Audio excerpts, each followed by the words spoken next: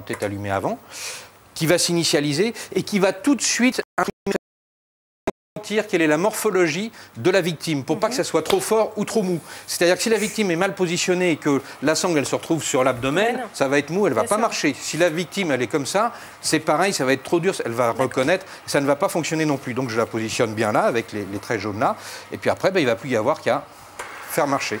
Donc ça se contracte, les sangles reviennent, et là, qu'est-ce qui va se passer? Eh bien, ça va se mettre en route tout seul. Hop. Ça va me faire 30 pressions, exactement à la bonne pression. Et puis à 28, 29, 30, vous allez entendre, c'est pour ça que je le laisse, ça va faire une petite sonnerie qui va me dire, attention, vous avez 3 secondes pour insuffler de l'air. Donc là, je ne sais pas combien j'en suis, ça fait rien. Je sais qu'à 28, 29, 30, ça s'arrête. Je peux insuffler de l'air une fois, 2 fois. Et c'est reparti. Et puis si je dois faire, oui. Oui, c'est parce que vous avez dit tout à l'heure que parfois on est obligé de faire des chocs électriques. On ne peut pas avec ça. En cas de choc électrique, voilà, c'est ce que je viens de faire.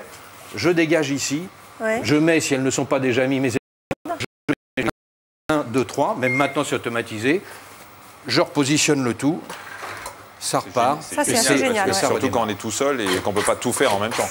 Voilà. Quand on est tout seul et qu'il faut mettre une perfusion, un médecin se retrouve tout seul avec ça, c'est... Alors absolument. Et en plus de ça, donc vous avez vu, donc il y a des fixations pour venir le poser sur un brancard. Donc éventuellement, on peut commencer à évacuer la personne vers l'hôpital, en tout cas vers le centre de secours, qui va le médicaliser encore plus fortement. Et SAMU, pompiers vont s'équiper avec ça? Alors normalement, SAMU, pompiers, alors c'est pas donné, c'est assez cher.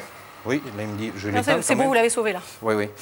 J'espère. C'est cher. Ça peut. Alors oui, c'est effectivement très cher. Alors les pompiers et les secouristes SAMU sont en train de regarder si c'est bien, parce qu'au début c'était un peu dubitatif. Ils se sont dit quand même, l'homme est plus fiable. Et ils ont eu la preuve par des graphiques, etc., par la régularité, par le fait qu'il n'y a pas de brisure de côte, etc., et surtout par une pression hyper régulière. On peut en faire. En fait, l'intérêt, c'est que la pression, elle est répartie sur tout le thorax.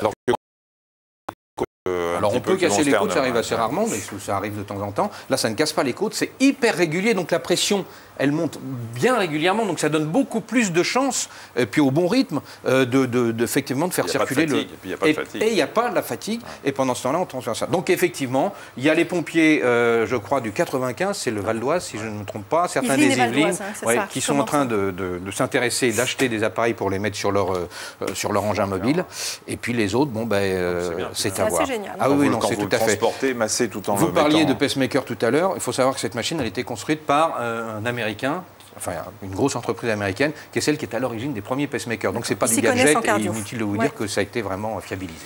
Merci beaucoup, Nicolas. Merci. Très intéressant.